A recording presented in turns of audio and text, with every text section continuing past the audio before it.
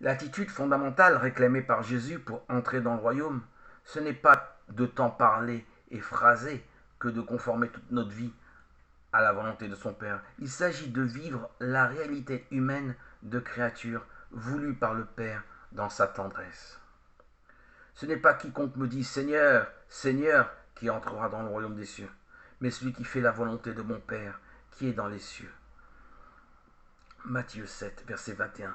Ici comme dans Saint Jean, Dieu nous est donné comme le Père. Cela change notre regard sur tout ce qui peut nous advenir de sa part. Nous pouvons ne pas comprendre, mais nous sommes sûrs que nous pouvons lui faire une confiance absolue au cœur même de nos désespoirs. Notre liberté se confronte toujours à la réalité du choix.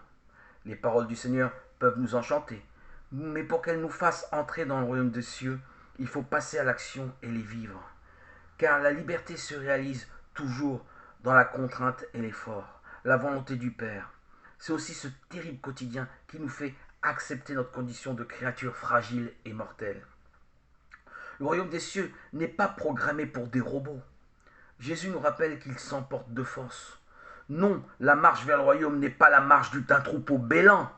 Seigneur, Seigneur, mais la rude ascension d'hommes et de femmes qui choisissent leur appui librement dans la fierté pour monter vers le Père. Jésus nous recommande donc une grande liberté d'esprit face aux trop belles paroles, aux trop beaux programmes, et de nous méfier de ce verbiage. Pour Jésus, ses vrais amis sont ceux qui font sa volonté. Pour rentrer dans le royaume des cieux, il ne s'agit pas tant de parler que d'agir et de conformer notre volonté à ce qu'il nous demande.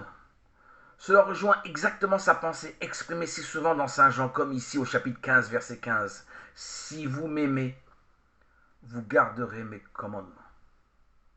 Il ne s'agit pas d'une piété sentimentale, mais d'une piété virile.